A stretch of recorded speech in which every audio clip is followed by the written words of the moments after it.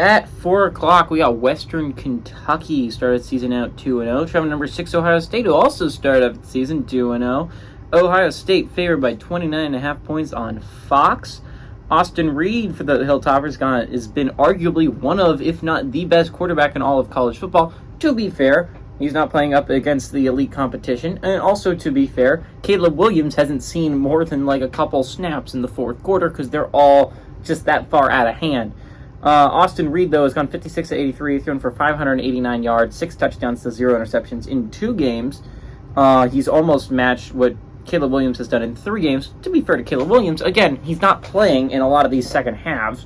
And if he is, he's just handing the ball off and running some clock, right? Like, this isn't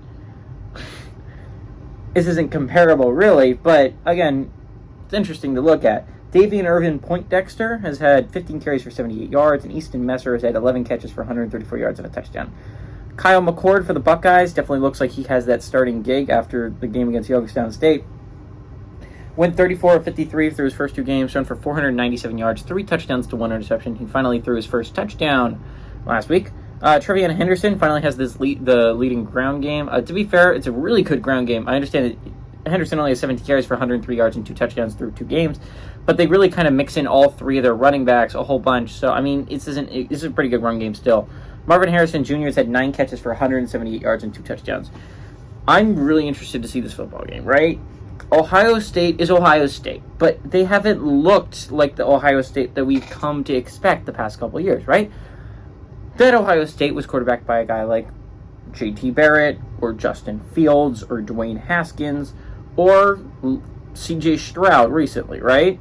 These are quarterbacks that almost lead you to championships, right?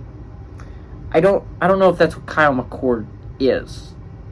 I haven't seen enough of him to know, but to be fair, he started out rough, but so did Stroud. Stroud did not have a first good game against Minnesota. It looked rough. It looked like Minnesota has a chance to beat Ohio State for the longest time in that game. That was a close game for the majority of that game. Same thing's going on here with Ohio State. He played Indiana to start out. It was a close game against Indiana.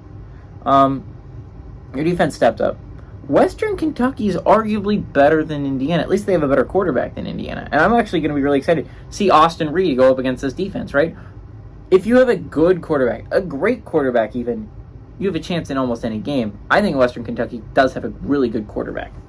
The problem with Western Kentucky, they just don't have the size inside, right? Like, if I'm Ohio State, I just run the ball a whole bunch, just run through them.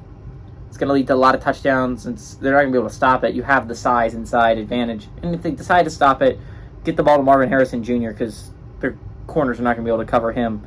You have an insane receiving core. This offense is going to put up some numbers.